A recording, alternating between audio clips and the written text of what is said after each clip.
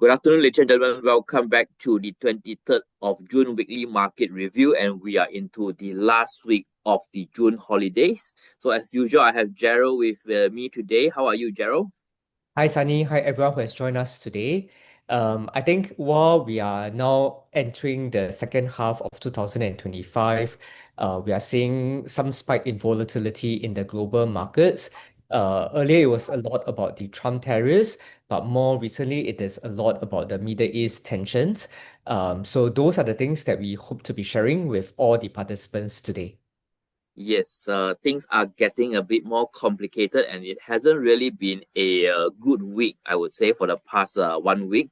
And Gerald is dialing in from KL, from KL Invest Fair, and I just came back from Australia. But we are keeping up with the markets. Some of the key decision last week, or key macro data that we saw last week was the Fed rate decision, as well as over the weekend we saw the US strike on the Iran nuclear site that caused market to pull back, coming down this morning in early trading hours in Asia. So I think I'll let Gerald take us through some of this data first. Thank you, Sunny. Okay, the usual disclaimers that today's sharing should not be taken to be financial advice, and it should only be taken to be for informational purpose only. If you would like to leave us a review on Google, you can scan this QR code or go to the URL that is stated on this slide. If you'd like to join SIAS as a member, you will be able to access various online resources as well as investor education programs, and you can go to sias.org.sg/membership. So for the past week, it was actually a fairly muted week in terms of trading.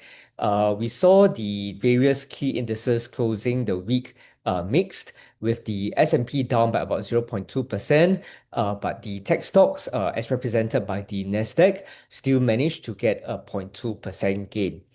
The STI actually fell 0.7%, with the weaker sentiment towards the market. So the key development in the past week, one of it was actually the Fed interest rate decision. We saw that the Fed kept interest rates unchanged for the fourth consecutive meeting. So this is what we see where after a few rate cuts in 2024, for the meetings this year, they have effectively kept the interest rates unchanged, which means that for the Fed funds rate, while it has come down from the high level, it is still at a fairly elevated level. What the Fed also signaled is that there are potentially going to be two rate cuts for the rest of 2025. So this is broadly in line with what investors are expecting. If I look at the CME Fed Watch 2, potentially one rate cut in September and then another one in December this year. So while the general expectation is for two rate cuts, what the Fed also noted is that there is increasing divergence between the different views by the Fed officials. And one of it is definitely driven by the tariffs. And of course, with the increase in Middle East tensions, that has led to increased uncertainty around the direction of the Fed interest rates. So while we have seen the Fed keeping the interest rates unchanged, I actually look up very closely for the US 10-year government bond yield, because that gives me an indication around what investors are pricing in the bond market. So what we see here is that the US 10-year government bond yield is still at about 4.4%, which is once again at a fairly elevated level if I compare it across a longer time series. Okay, likewise, this is what we see for the US one-year government bond yield. It's come off since July last year with the rate cuts in the second half of 2024. But so far this year, it has been pretty much flat at about the 4% levels. However, if I were to look at the one-year Singapore bond yield, that tells us a slightly different story, where effectively it has fallen quite significantly from about 2.8% just at the start of the year to now below 2%. Okay, so that is something that we see a reflection of Singapore's safe haven status as investors go to relatively safe assets like the Singapore government bond yield. On the other hand, like Sadi mentioned earlier, we saw an escalation in the Middle East tensions over the weekend with the US strike on Iran facilities. So this is what we have already seen where the oil prices have spiked in the past week, and the news over the weekend has led to a further increase in oil prices. So, with the many macro developments, we see here that for the STI top performers, we actually have a number of REITs. So, Mapletree Logistics Trust, Fraser Centrepoint Trust, CapitaLand Integrated Commercial Trust. Part of it is due to a move towards safety, and also at the same time, like what I've seen in the Singapore bond yields earlier, that has actually moved down, which has helped to improve the sentiment towards the Singapore REITs. In terms of worst performers, we've got Thai Beverage with the escalation in the Thai politics uncertainty, and Wilmar with the news that they are facing some issues with the Indonesian authorities with their palm oil operations in the Indonesian market. The name that I wanted to discuss more about today is CapitaLand Integrated Commercial Trust. We saw earlier that it was one of the top gainers in the past week. And with the macro uncertainty, investors are likely to look for names that are seen to be relatively resilient. CICT is often seen as one of these names, which is why we have seen the share price of CICT going up from $2.05 just in the middle of May towards now $2.17. So the reason why CICT is seen as being defensive is because it's got diversified revenue streams. About half of its portfolio would be coming through from, so if I look at the breakdown of the assets, Singapore would be the bulk of its assets at about 95% of the portfolio. And then it's got relatively small exposure towards Germany and Australia. And if I were to look at the breakdown of the assets, then that is fairly diversified across different asset classes. Where if you look at suburban retail, that's about 28% of the portfolio. Downtown retail is about 26% of the portfolio. CBD office is about 29% of the portfolio.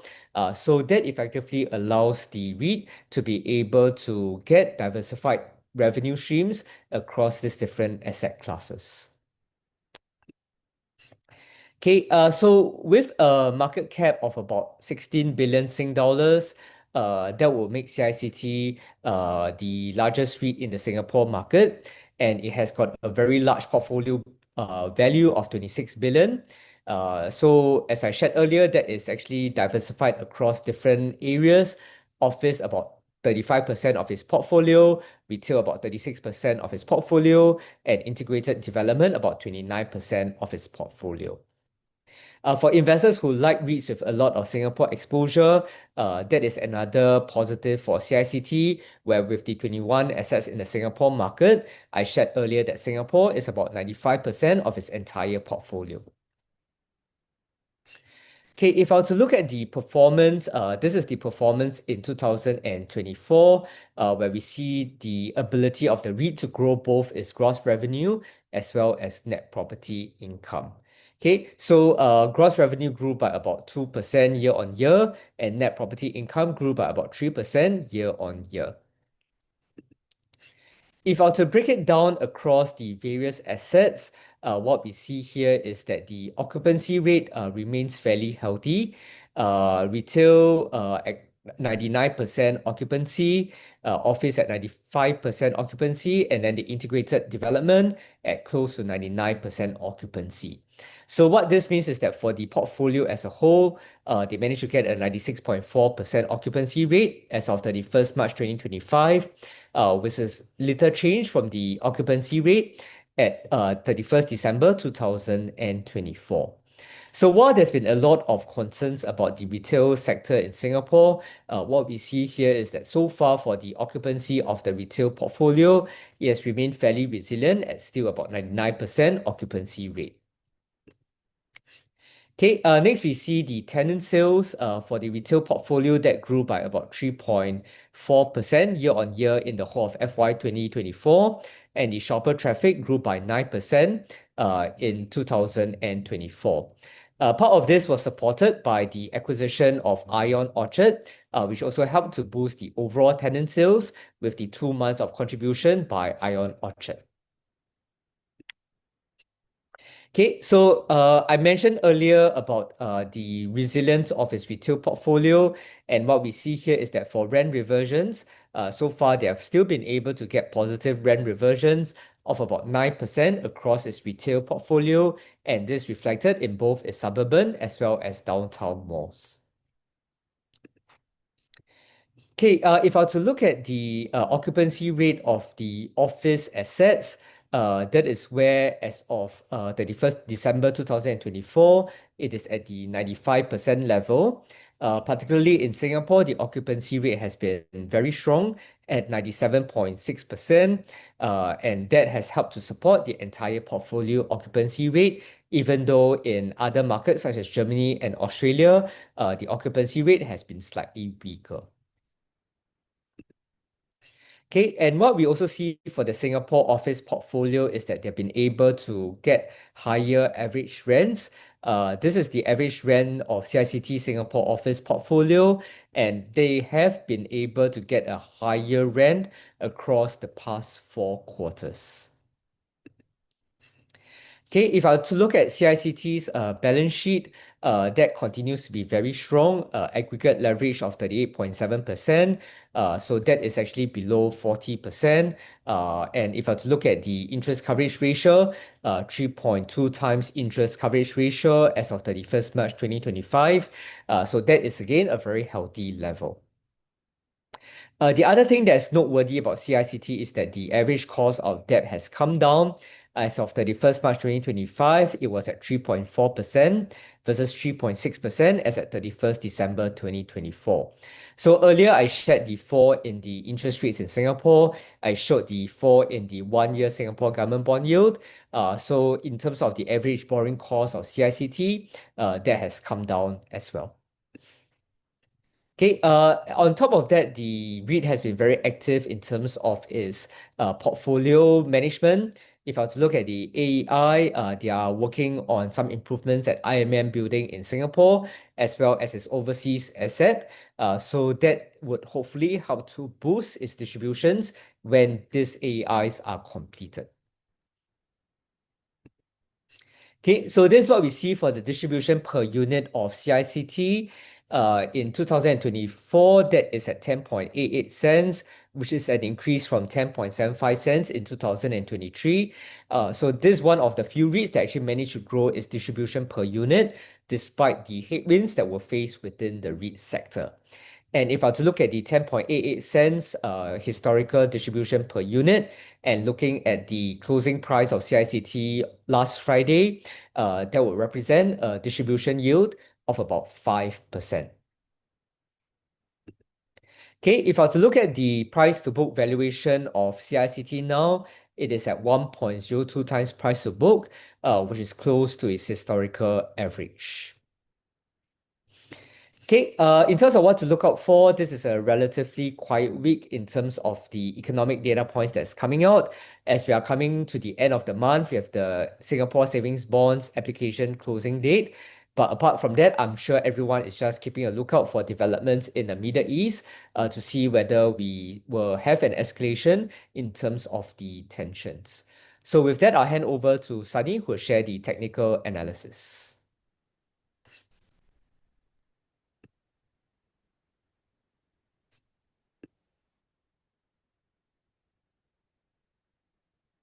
Okay, thanks, Gerald, on that coverage on CICT. I think that is a very timely coverage given the environment that we are in now. And on the last note of what Gerald shared, although it might be a economic data quiet week, but then I believe there would be a lot of news flow coming through with the US-Iran tension, especially with Donald Trump speaking also. So I think I'll start off with the Singapore index. Okay, the STI index.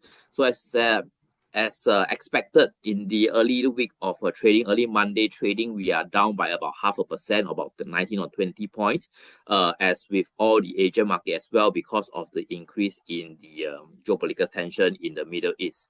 So this may be actually a good time to look at some of the quality counters on the Singapore index, especially Singapore market known as a safe haven.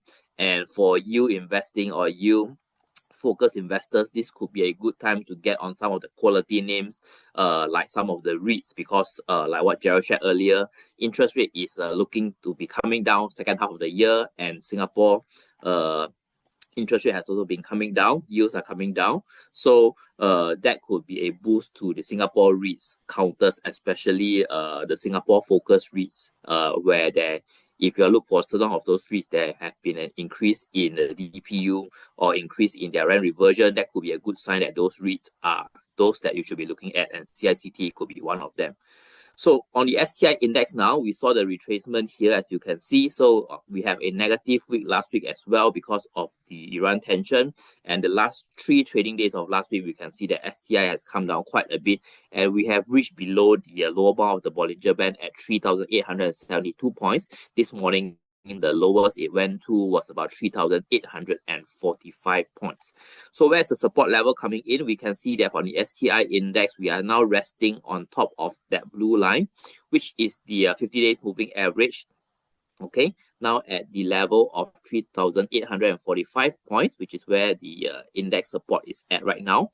But if let's say the Iran tension were to escalate, then definitely the next support level, you'll be looking at the long-term 200 days moving average at 3,771 points. Okay, looking at the indicators on the STI index, we can see that the MACD is negative and its trajectory is also trending downwards, means there could be possibility of further downside pressure to the STI index.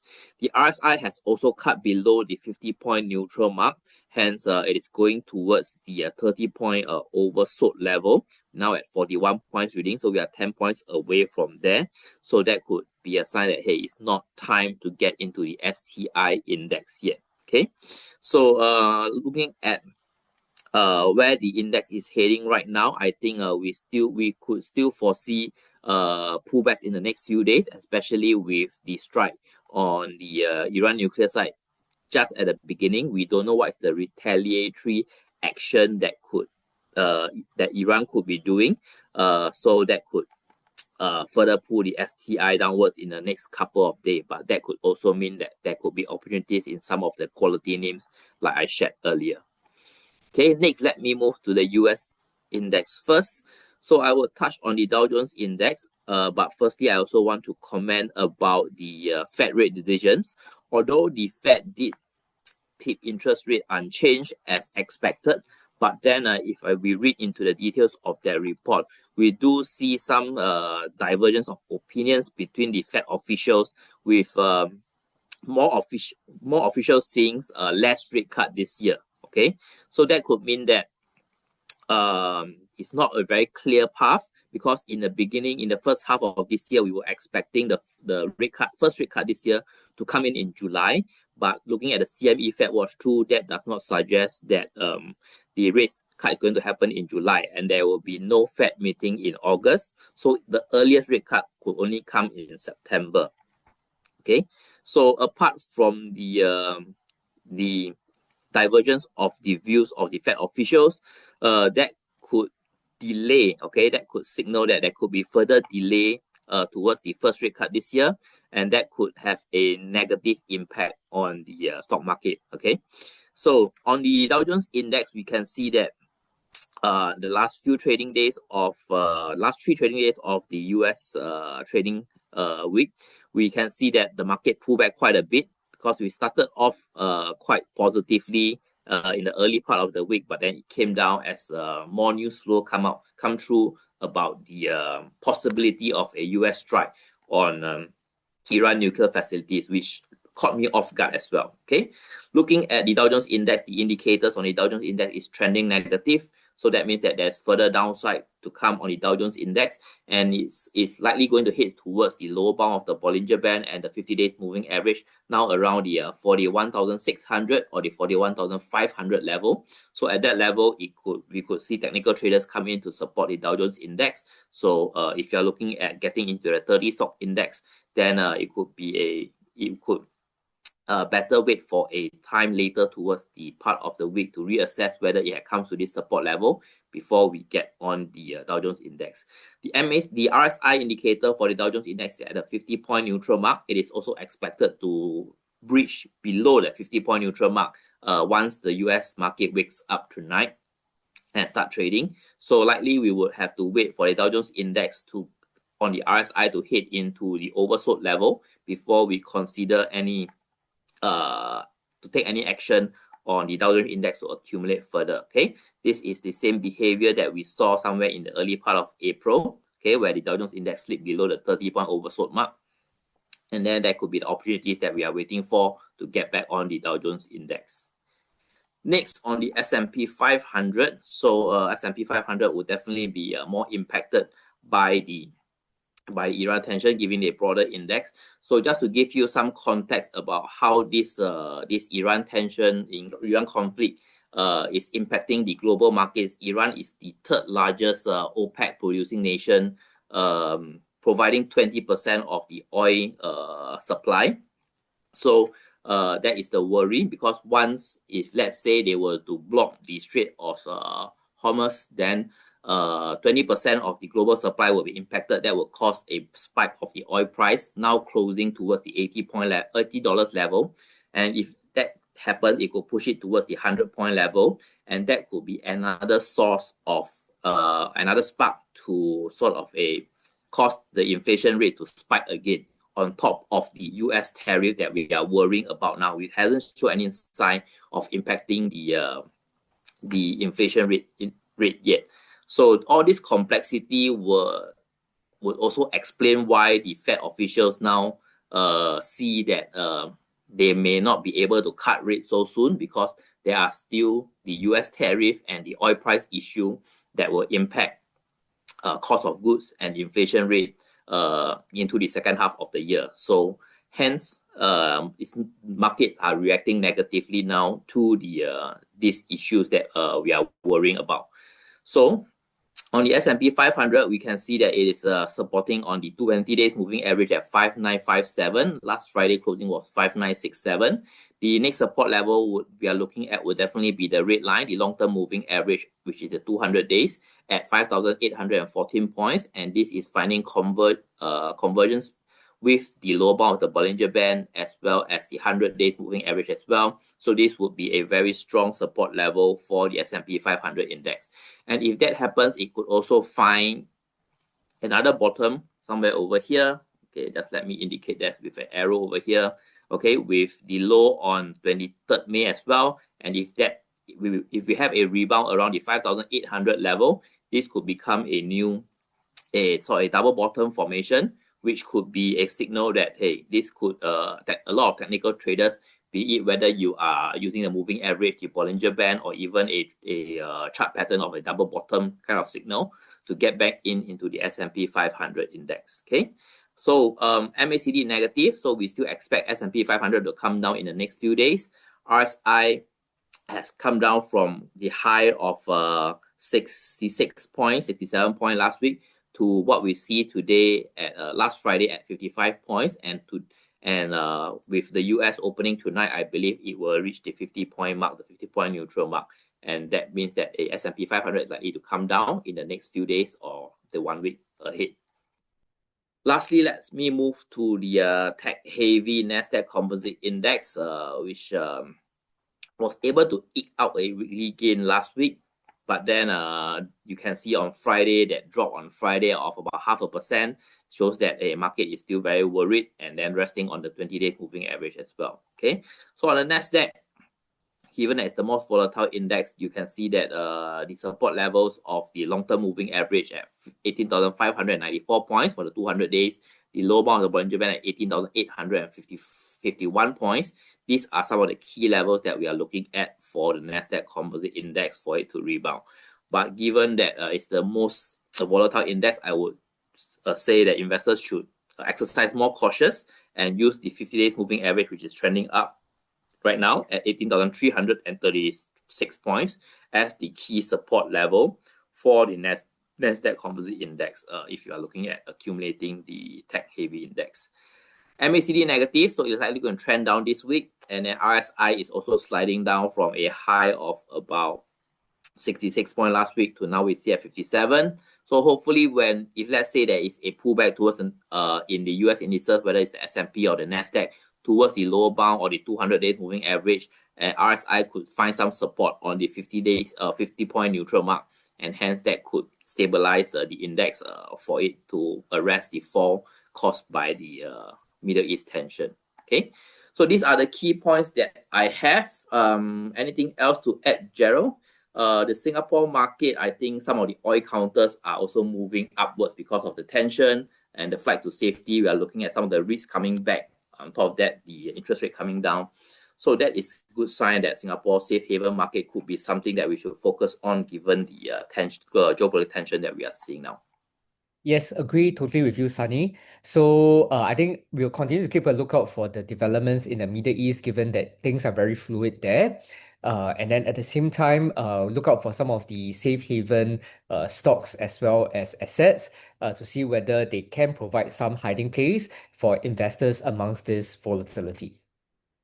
Yes, so if you are Singapore investors, do keep your eyes wide open for some of the opportunities that this environment will provide you to get back into the Singapore markets and some quality stocks on the Singapore counters, especially some of the Singapore-focused REITs. And we will update you again with the latest development in next week weekly market review. So for now, do trade safe and stay safe, and we will see you next Monday on the next weekly market review. Goodbye.